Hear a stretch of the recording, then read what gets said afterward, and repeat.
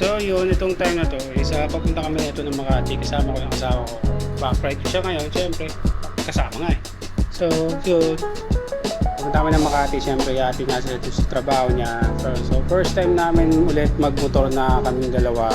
Tapos iahatid ko siya ng trabaho kasi dati ito yung dalawa namin. So hindi na pwede ngayon kasi malayo na, nasa Laguna ako, yung trabaho niya nasa Makati.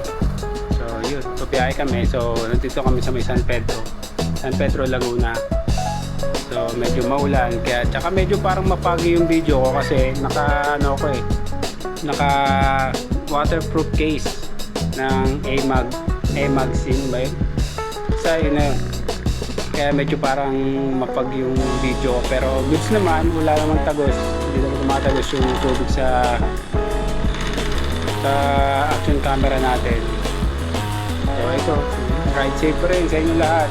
Sa lahat ng nagmumotor at makakapanood nito, subscribe naman kayo sa akin channel, support lang, and pa-like and comment na rin kung ano mga katanungan nyo, baka masagot natin about sa camera, about sa motor, kahit pa paano may kote tayong nalalaman. Okay, so yun, ride safe mga yo.